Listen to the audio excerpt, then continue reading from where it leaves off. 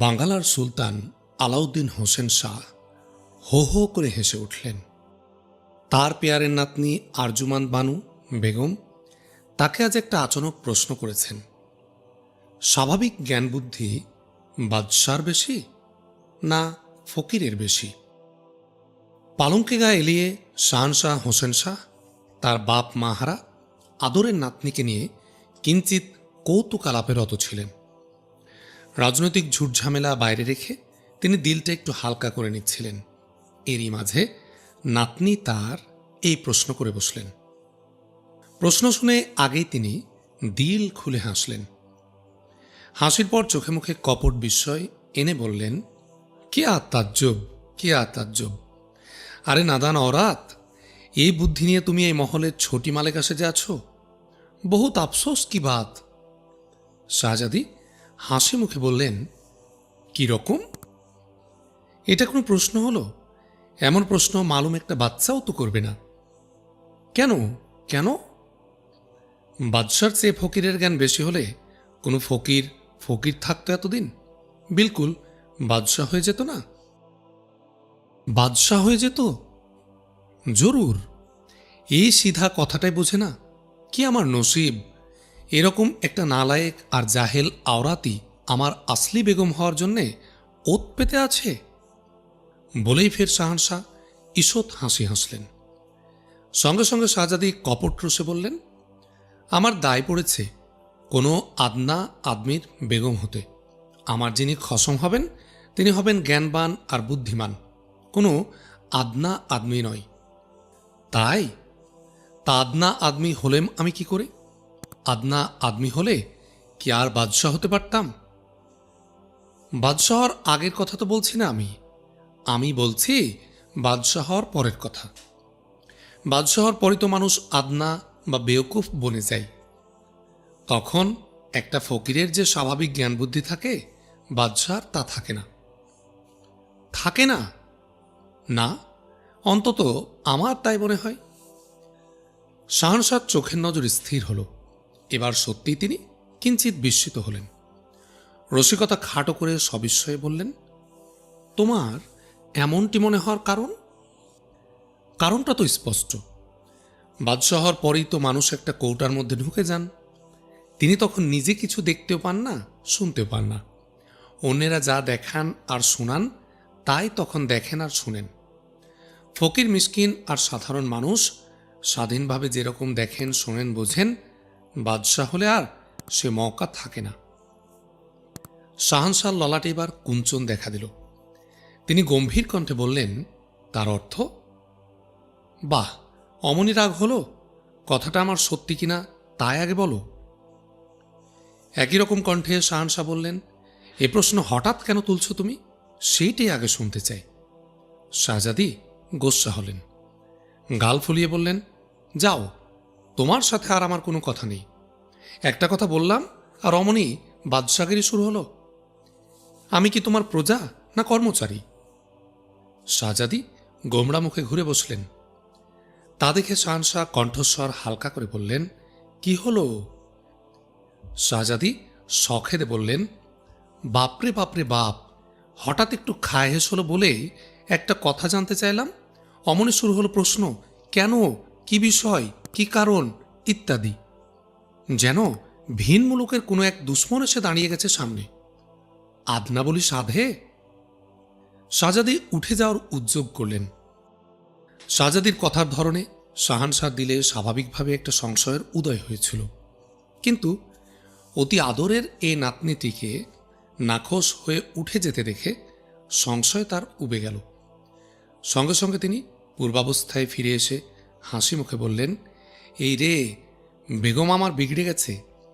আচ্ছা বাবা, ঘাট হয়েছে, কসুর হয়েছে, মস্ত বড় গালতি হয়েছে গোলামের। এবারের মতো মাফ করে দিয়ে কি বলছো সেটা বলো। শাহজাদি গোস্সা ভরে বললেন, কি বলবো? বাদশাহ হলে তো মানুষ আর সত্যি কথা সহ্য করতে পারে না। না না, আমি আর মোটেই কোনো বাদশাহ নই। আমি এখন গোলাম, আসলি বেগমের একদম হাটে কেনা গোলাম। গোস্তাকি মাফ হোক, আর কসুর কোনোদিন হবে না, আর কসুর হবে না। শাহজাদির রাগটা এবার পড়ে গেল। ফিক করে হেসে তিনি বললেন, বটে? জি জি, বিলকুল। এবার বলো, সহ্য করতে পারবে তো? কি, সত্যি কথা? আলবাত আলবাত। আরে আমি হলেম এমুলুকের ধর্মের রক্ষক, প্রধান বিচারক। সত্যি কথাই তো সবার কাছে শুনতে চাই আমি। সত্যি জবাব পাবো তো? তবা, খোদ শাহানশাহকে মিথ্যা বললে চলবে কেন? জরুর পাবে। তাহলে আগে বলো, আমি যা বললাম তা সত্যি কিনা? কি বললে তুমি?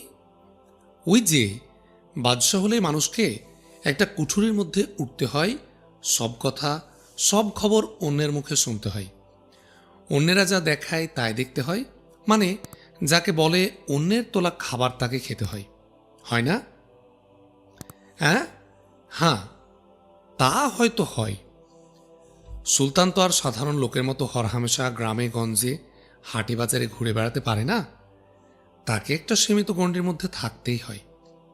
অন্যের দ্বারাই তো সব কিছু জানতে শুনতে হয় তাকে। হরহামেশায় সকলের প্রশংসা শুনতে হয়, নাকি বলো? প্রশংসা? হ্যাঁ, প্রশংসা মানে তারিফ। দরবারেই হোক আর বাইরেই হোক, বাদশাকে দেখলেই তো সবাই প্রশংসায় মুখর হয়ে ওঠে। বলো, ওঠে কি না? হ্যাঁ, ওঠে। তোয়াজ করে কথা বলে, বলে না? বলেই তো। শুনতে শুনতে তোয়াজটা ক্রমে গা সহা হয়ে যায়, হয় না? হ্যাঁ, হয়। শেষ অবধি তোয়াজটাকে সত্যি বলে মনে হয়, সত্যিটাকে আর কিছুতেই সত্যি বলে মনে হয় না। তার মানে? মানে সত্যিটা বেমালুম মিথ্যা হয়ে যায়, আর মিথ্যাটায় সত্যির জায়গা দখল করে। কি রকম? রকমটা ঠিক পেঁচার মতো।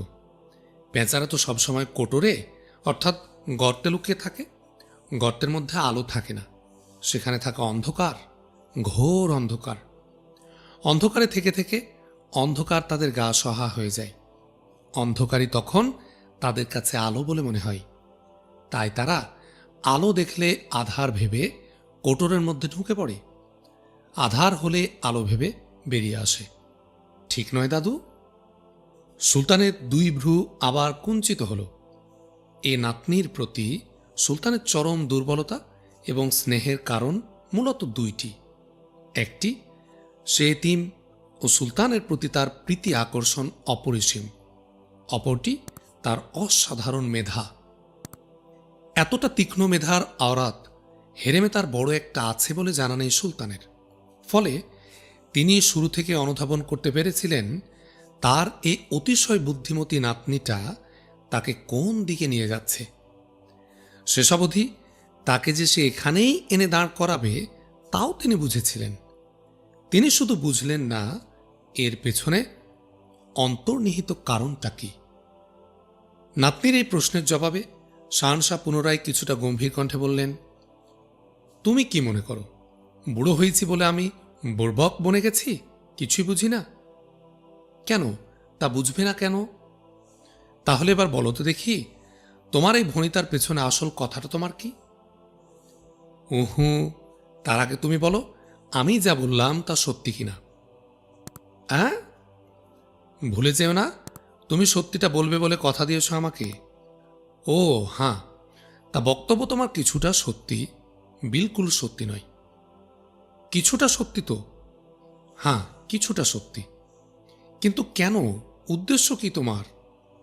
শাহজাদি হেসে বললেন, উদ্দেশ্য এই যে পুরোটা না হলেও আমার এই দাদুটা যে কিছুটা বুর্বক না আদনা তা প্রমাণ করা।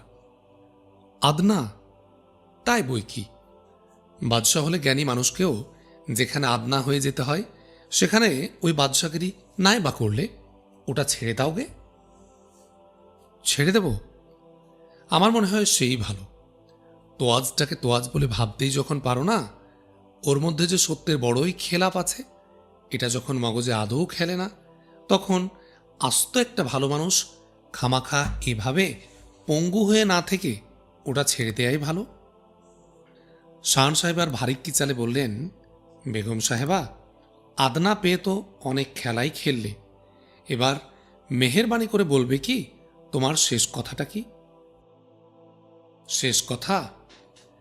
যা তোমার আসল বক্তব্য সেটা।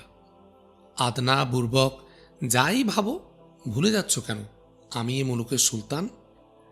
তামাম লোকের মনোভাব আমাকে সঠিকভাবে আঁচ করে চলতে হয়। সেখানে আমি আমার এই পুচকে বেগমের মনোভাবটা আঁচ করতে পারবো না? ও বটে। কেউ হা করলে তার অর্ধেক কথা বুঝতে পারি, তা না পারলে সুলতানই আমার থাকতো না।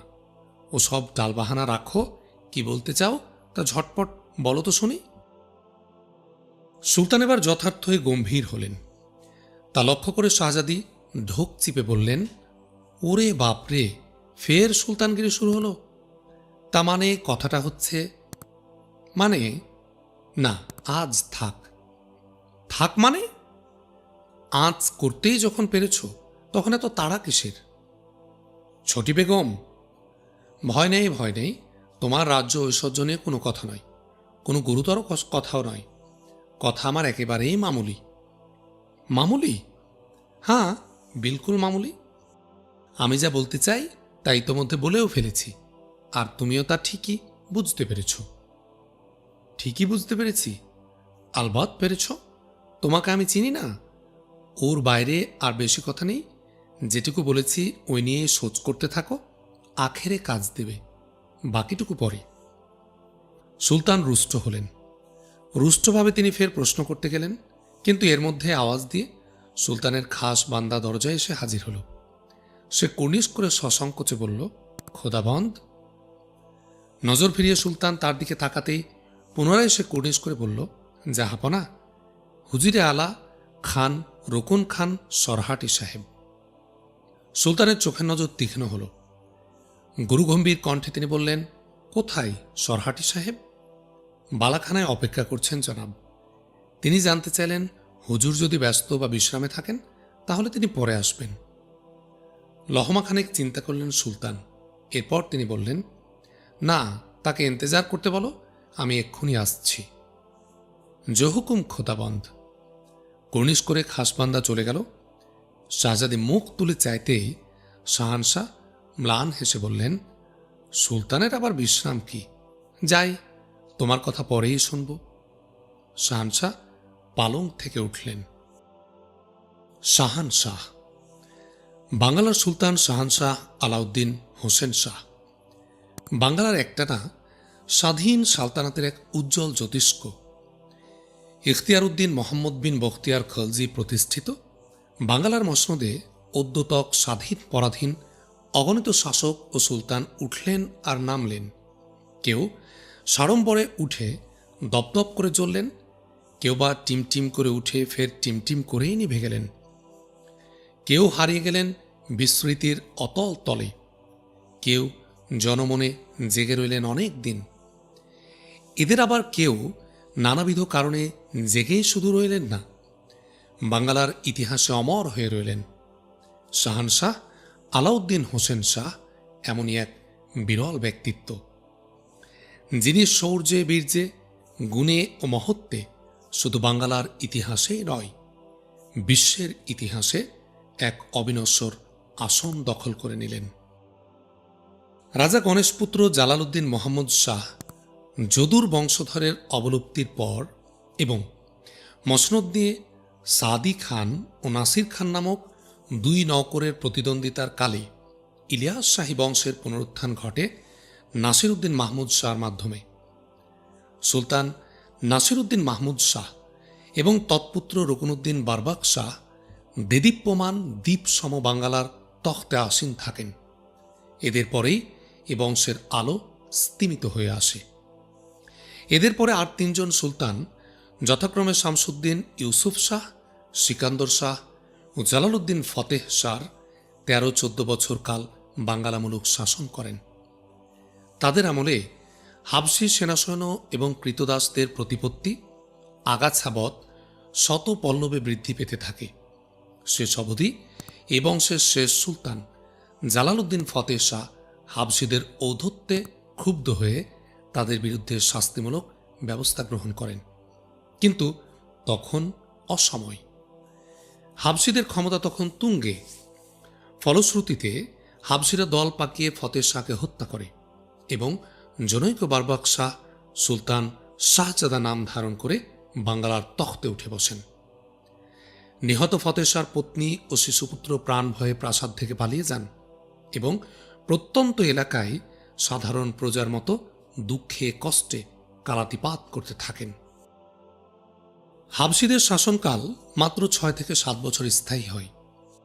এই স্বল্প সময়ের মধ্যে এই গোত্রের চারজন সুলতান একে অন্যকে সরিয়ে মসনদ দখল করেন। অবশেষে যে মূল্যে খরিদ সেই মূল্যে বিক্রয়বৎ ক্ষুব্ধ আমির উমরার হাতে এই গোত্রের শেষ সুলতান শামসুদ্দিন মুজাফফর শাহ নিহত হন এবং সেই সাথে হাবশি কুশাসনের অবলুপ্তি ঘটে। হাবশিদের সরিয়ে গৌড়ের আমির উমরাহ সৈয়দ হোসেন নামের ওই শাহানশাহ আলাউদ্দিন হোসেন শাহকে বাংলার তখতে অধিষ্ঠিত করেন। মসনদে অধিষ্ঠিত হওয়ার অল্পকাল পরেই সুলতান আলাউদ্দিন হোসেন শাহ স্বাস্থ্য ও নিরাপত্তার খাতিরে বাংলার রাজধানী গৌড় থেকে অল্প কিছু দূরে এক ডালায় স্থানান্তরিত করেন। অতঃপর এই আলাউদ্দিন হোসেন শাহর অধীনে বাঙাল মুলুক ধীরে ধীরে নয়া সুরুজের আলোকে উদ্ভাসিত হয়ে ওঠে। পদযাত্রা শুরু হয় নতুন অধ্যায়, নতুন ইতিহাসের। নিশ্চিত হয় প্রজাকুলের সুখ সমৃদ্ধি, প্রসার ঘটে অনুপম স্থাপত্য শিল্পের, বিকাশ ঘটে অনবদ্য কাব্য সাহিত্যের। বাংলা মুলুক উজ্জ্বল হয় দুর্লভ এক স্বর্ণযুগের আবির্ভাবে। কিন্তু শাহানশাহ আলাউদ্দিন হোসেন শাহ কুসুমাস্তীর্ণ পথে বাঙ্গালার এ সুখ শান্তি বিধান করতে পারেন না। নিদারুণ কণ্টকের নির্মম আঘাতে পদে পদে তাকে ক্ষতবিক্ষত হতে হয়, বিপর্যস্ত হতে হয় কুচক্রীদের চক্রান্তে। সুবিশাল হৃদয়ের বিপুল ঐশ্বর্যের বলেই তিনি সকল বাধা জয় করে বাঙ্গালার এই সমৃদ্ধি হাসিল করেন। তিনি তার পথ পরিক্রমায় ভুল করেন অনেক, বিশ্বাস করেন অধিক, মাসুল দেন ততোধিক। তথাপি পথে তিনি মুখ থুবড়ে পড়েন না। ধৈর্যের ও সহ্যের প্রস্তর প্রতীকরূপে তিনি তামাম পথ পাড়ি দেন আঘাতে, চক্রান্তে, বিশ্বাসঘাতকতায়, সুতীব্র হলাহলে জর্জরিত হয়ে। উজিরে আলা রুকুন খান সরহাটি সাহেব ইন্তেজারে ছিলেন। সুলতান এসে বালাখানায় প্রবেশ করতে তিনি সসম্ভ্রমে উঠে দাঁড়ালেন এবং কুর্নিশ করে বললেন, আমি বোধহয় জাহাপনার তকলিফের কারণ হলাম। এই জবাবে সুলতান আলাউদ্দিন হোসেন শাহ স্মিত হাস্যে বললেন, এত অল্পতেই তকলিফ বোধ করলে সুলতানের চলবে কেন? বলতে বলতে তিনি আসন গ্রহণ করে উজির রোকন খানকে বললেন, বসুন।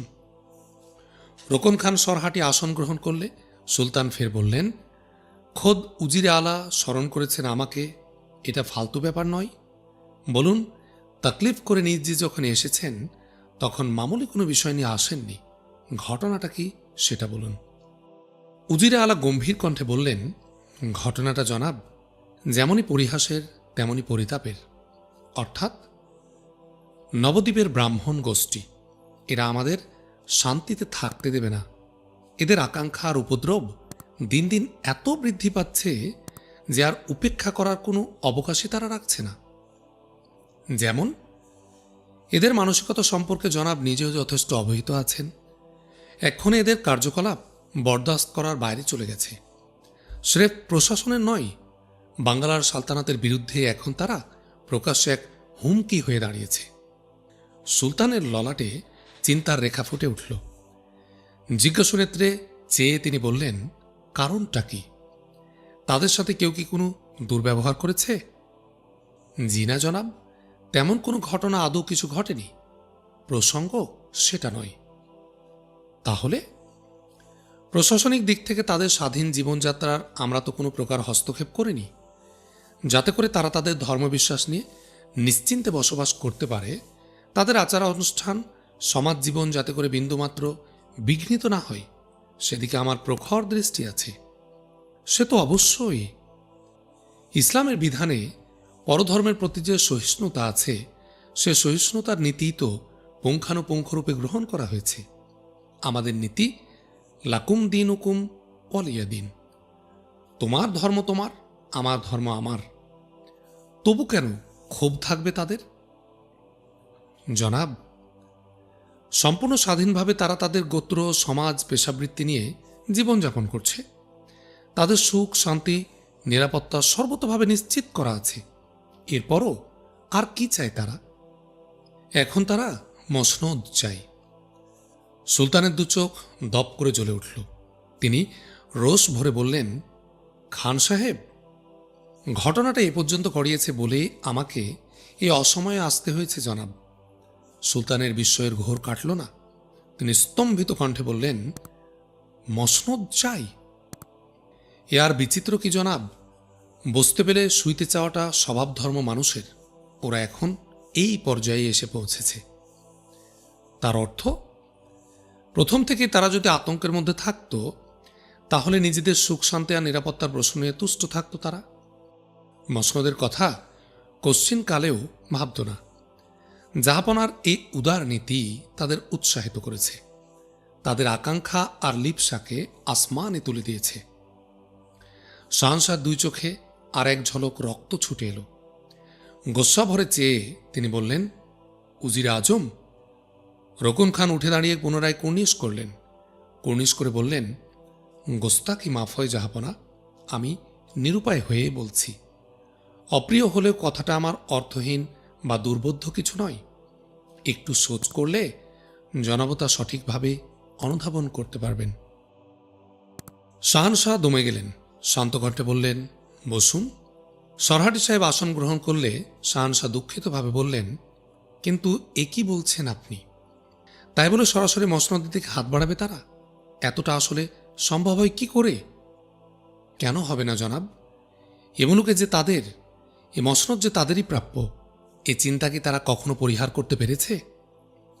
এ মুলুকে মুসলিম শাসন দৃঢ় প্রতিষ্ঠিত হোক, এটা কি আজও তারা মেনে নিতে পেরেছে? এখনও তো তারা ভাবে মুসলমানরা এ মুলুকে অনুপ্রবেশকারী।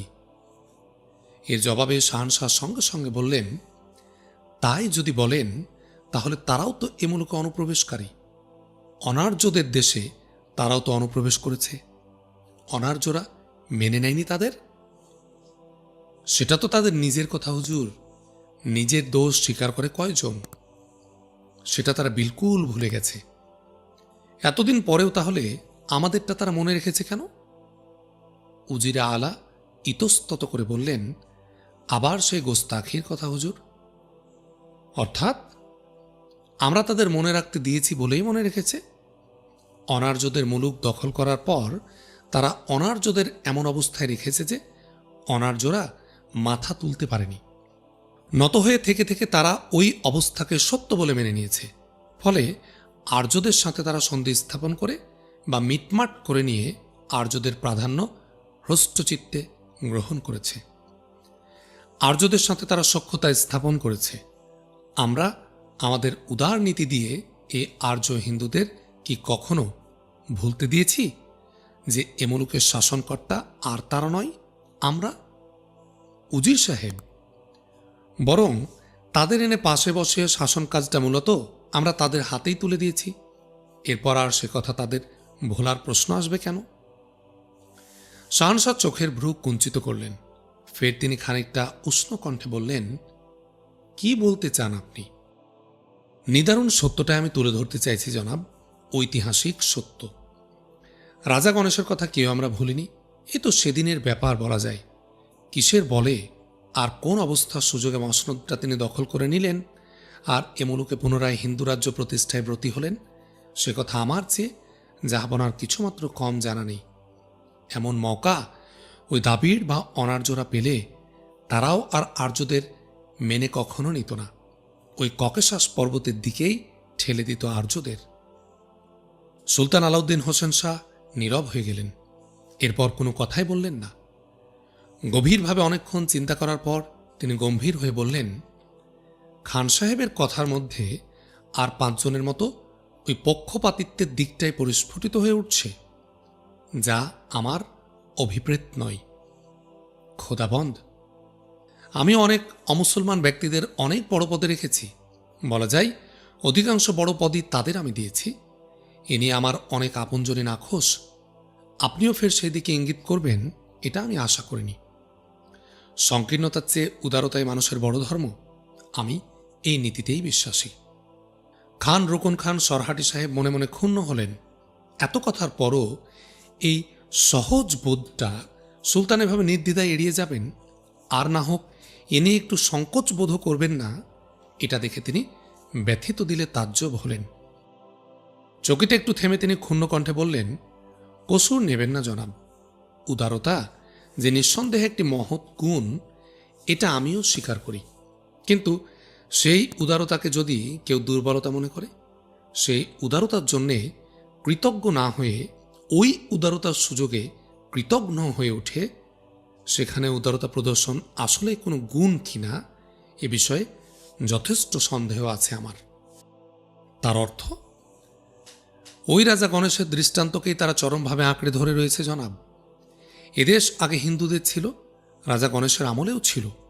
এখন তার না থাকার দরুন তারা নিজেদের নিষ্ক্রিয়তাকেই দায়ী করে, নিজেদেরকেই তারা ধিক্কার দিচ্ছে।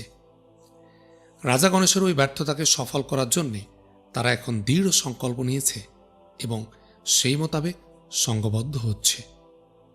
বলেন কি কারণে যেন তাদের এই ধারণায় এসেছে যে মরহুম সুলতান গিয়াসউদ্দিন আজম শাহর আমলে যে মওকা বিরাজমান ছিল, অর্থাৎ রাজা গণেশ যে মওকা পেয়েছিলেন, এখন সেটা আবার এসে গেছে। তবু কেন নিষ্ক্রিয় তারা? এখন তারা তৎপর হলেই কামিয়াবি তাদের অনিবার্য। এইটাই এখন বদ্ধ ধারণা তাদের। শাহনশাহ এ কথায় উপেক্ষার হাসি হাসলেন, বললেন, পাগল, বাঙ্গালার সুলতান কি এতই কমজোর হয়ে গেছে? জনাব, আপনিও তা বিশ্বাস করেন? আমি বিশ্বাস না করলে কি হবে, তারা বিশ্বাস করে। তারাও কি পাগল?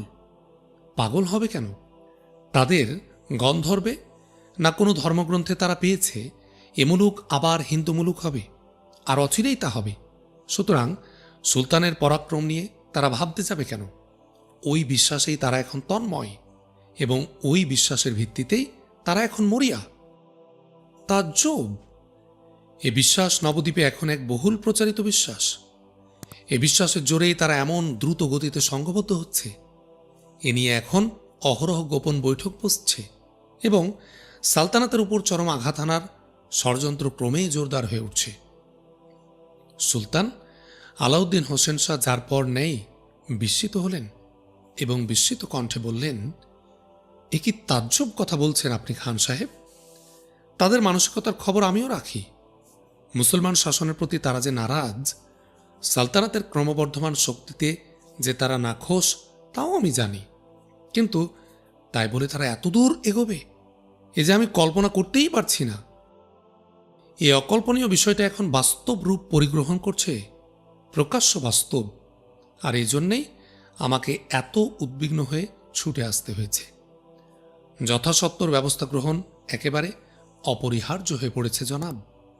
খান সাহেব, বিলম্বে বিপর্যয় ঘটা আদৌ অসম্ভব নয়। তুচ্ছটা অনেক সময় মারাত্মক হয়ে দাঁড়ায়। কিন্তু আর এটা তো তুচ্ছ বা ফালতু কিছুই নয় জনাব। অঙ্কুরে যা ছিল সেটা এখন ক্রমে মহিরুহের আকার ধারণ করছে। আশ্চর্য ব্যাপার! তাহলে এর পেছনে কি এ মুলুকে তামাম হিন্দুই আছে? জি না, তা এখনও নেই। মূলত নবদ্বীপের ব্রাহ্মণরাই অগ্রণী ভূমিকা নিয়েছে। অন্য এলাকার ব্রাহ্মণেরাও এখন এ নিয়ে নীরব। তবে ব্রাহ্মণই হোক আর অন্যান্য হিন্দুরাই হোক, পরিস্থিতি অনুকূলে দেখলে কেউ যে তারা নীরব আর থাকবে না, এ নিয়ে সন্দেহের কোনো অবকাশই নেই। অন্য এলাকার হিন্দুরা অবশ্য এখনও অনুগতই আছে। স্রেফ তাহলে নবদ্বীপের ব্রাহ্মণরা এখন এ নিয়ে সোচ্চার? জি জনাব, নবদ্বীপের আর তৎসংলগ্ন এলাকার মধ্যে এটা এখনও সীমাবদ্ধ আছে। পদক্ষেপ গ্রহণে বিলম্ব হলে এ রোগ ক্রমে সর্বত্র ছড়িয়ে পড়বে। নবদ্বীপ তাহলে নেতৃত্ব দিচ্ছে কারা? যতদূর আমি জেনেছি তাতে নবদ্বীপের ভট্টাচার্যরা। তারাই এটা তাদের ধর্মশাস্ত্রে পেয়েছে। মূল নেতৃত্বে আছে ভট্টাচার্যদের বিশেষ এক পরিবার। থাক জনাব, পুরোপুরি নিশ্চিত না হয়ে এ অপ্রিয় প্রসঙ্গ আমি অধিক টানতে চাই না। সুলতানের ললাটে পরপর কয়েকটা সুস্পষ্ট ভাঁজ পড়ল। তীক্ষ্ণ নজরে খান সাহেবের মুখের দিকে চকিতে একবার চেয়ে তিনি চোখ আবার নামিয়ে নিলেন। এরপর বললেন, তাহলে এত সাহসী হলো তারা কি করে? সাহসের যোগান পাচ্ছে বলেই এত সাহসী হয়েছে।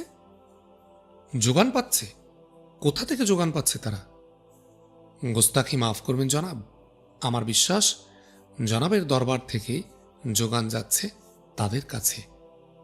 আমার দরবার থেকে? শক্তি পেছনে না থাকলে কেউ হাওয়ার উপর এতটা ঝুঁকি নিতে এগোয় না।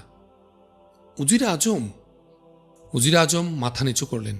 বিনীত অথচ শানিত কণ্ঠে বললেন, আমার এটা এখনো অনুমান জনাব, তবে আমি বিশ্বাস করি যথাযথ অনুসন্ধান করা হলে আমার এই অনুমানটাই নির্মম সত্যের রূপ নেবে।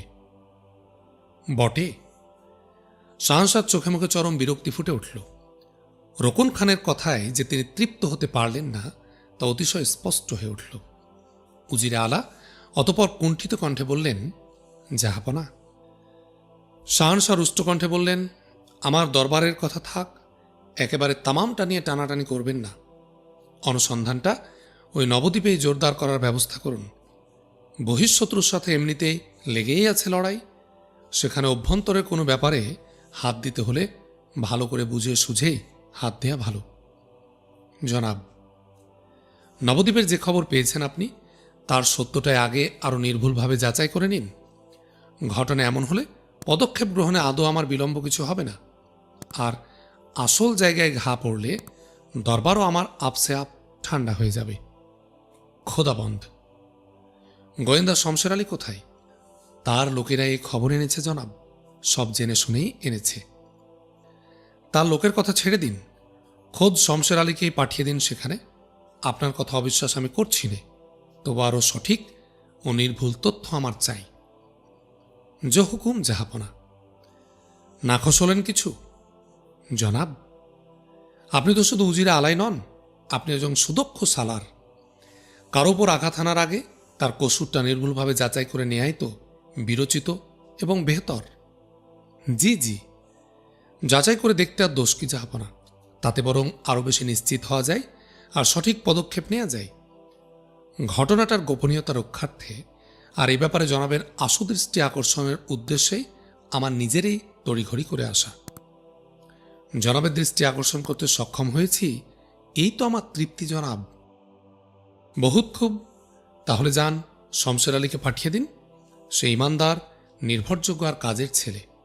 সে নিজে গেলে তার লোকের চেয়ে আরও নিখুঁত ছবি আনতে পারবে। তাই হবে জাহাপনা, আমি সত্তর তাকে পাঠিয়ে দিচ্ছি। উজির সাহেব উঠলেন। শাহনশাহ উঠে উজিরের সাথে খোঁজ দিলে মোসাফা করলেন এবং তাকে দরজা অবধি পৌঁছে দিলেন। পড়ন্ত এক বিকেলে শাহনশাহ এসে দ্বিতল কক্ষের খোলা বারান্দায় বসলেন। পরপর কয়েকদিন ঝক্কি গেছে চরম, সে তুলনায় দিল আজ তার অনেকটা হালকা ছিল। ঝিরঝিরে খোলা বাতাস অল্পক্ষণের মধ্যে তাকে আমেজে আবিষ্ট করে তুলল। ঢুলুঢুলু চোখে বর্ষিয়ান শাহনশাহ ঝিমোতে শুরু করলেন। একদম দুমদাম শব্দে শাহনশাহ চোখ মেলে চাইতেই তার সামনে এসে দাঁড়ালেন শাহজাদা ফিরুজ শাহ। শাহনশাহ আলাউদ্দিন হোসেন শাহর মধ্যম তনয় শাহজাদা নসরত শাহর পুত্র। সুদর্শন, চঞ্চল, দিল খোলা নওজোয়ান এই শাহজাদা ফিরুজ শাহ। শাহনশাহর সামনে এসে দাঁড়িয়ে শাহজাদা ফিরুজ শাহ উচ্ছল কণ্ঠে বললেন, এই যে দাদু সাহেব এখানে এসে ঘাপটি মেরে আছেন। সুলতান হোসেন শাহ গা এলিয়েছিলেন। সোজা হয়ে বসে তিনি সহসে বললেন, কি আর করি রে ভাই, দিনরাত উজির নাজির ঠেলতে ঠেলতে হাঁপিয়ে গেছি বড্ড। একটু ফাঁকা আছি দেখলেই উজির যেতে নাজির আসে, নাজির যেতেই সেনাপতি। কি আর করি বলো, তা বসো। পাশের এক আসনের প্রতি ইঙ্গিত করলেন শাহনশাহ। বসতে বসতে শাহজাদা বললেন, তা বাইরে বাইরে এই যে দিনরাত উজির নাজির ঠেলছেন, ঘরের খবর রাখেন কিছু? ঈষৎ বিস্ময়ে শাহনশাহ বললেন, ঘরের খবর?